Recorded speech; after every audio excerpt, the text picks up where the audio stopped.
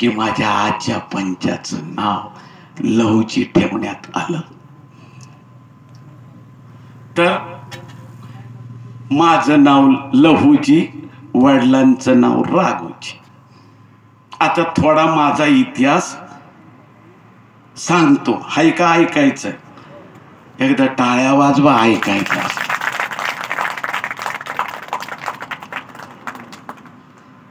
Uncle असंच लोकांना बोलून लहूजी वस्तात सांगावं लागते. तुम्हाला तुमच्या जातीचा अभिमान आहे, मला पण माझ्या जातीचा अभिमान आहे, पण माझी जात माणूस आहे. माझा धर्म माणुसकी आहे आणि मला प्रेरणा आहे छत्रपती शिवाजी महाराजांची.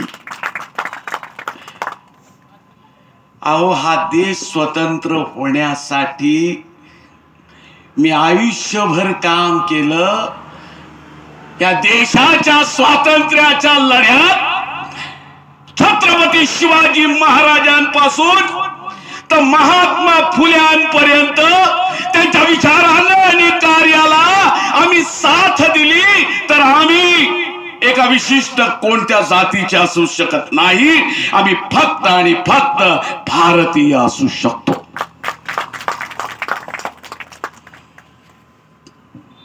शिवाजी महाराजांची आम्ही प्रामाणिकपणे सेवा केली.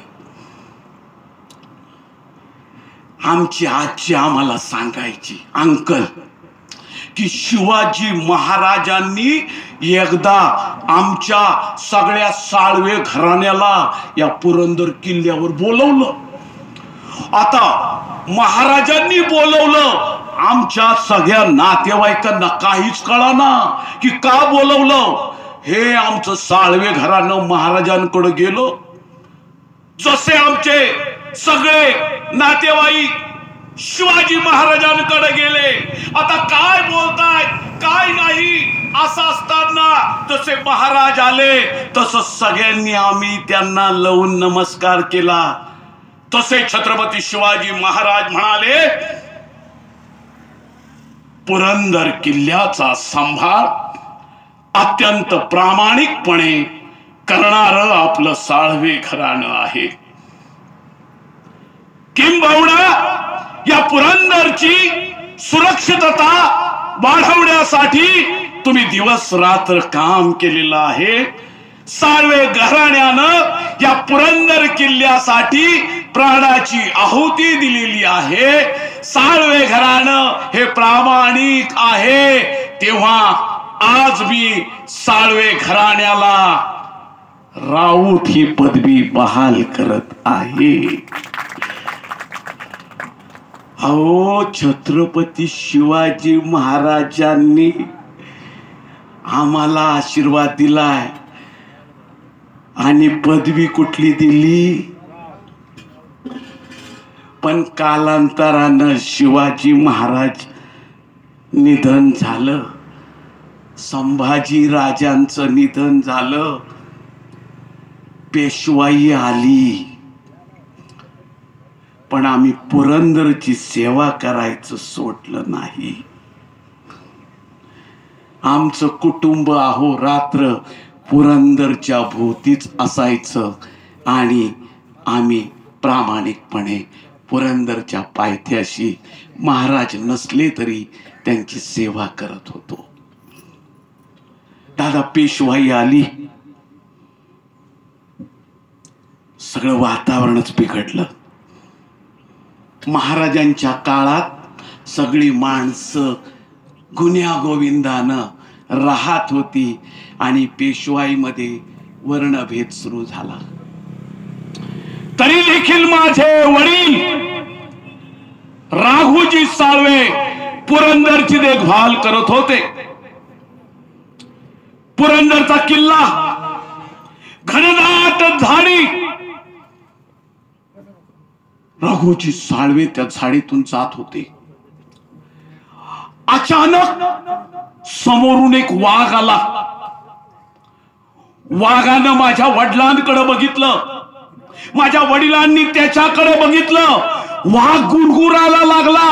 माझ्या वडिलांच्या हातात भरदार अशी मोठी तलवार होती, पण छत्रपती शिवाजी महाराजांचा आदेश होता, हिंस्र प्राण्याची देखील हत्या करू नये. माझ्या दुसऱ्या हातात टिपरू होतं. मी वाघावर चाल करणार नव्हतो, पण मला पाहून वाघ समोर आला. मी तलवार नाही चालवली, मी हातातलं टिपरू घेतलं आणि त्याला असं नडगीवर मारलं तर तो जखमी झाला. तसा तो चवताळून आला. मी दुसरा टिपरू घेतलं, मागच्या पायाच्या नगडीला मारलं. तो वाघ माझ्याकडे आला, मला जखमी केलं, पण चारही पायांना जखमा झाल्यामुळे तो हालचाल करू शकत नव्हता. आणि मग त्या वाघाला मी काय सांगू, तो वाघ असा तडपडत होता, ते मला बघवत नव्हतं. त्या वाघाला मी असा उचलला, असा खांद्यावर घेतला आणि असा गावात चालत आलो. पेड गावात सगळे माझ्याकडे बघायला लागले आणि मी वाघाला चेहरे बंद केलं. हे पुण्यामध्ये पेशव्यांना कळालं.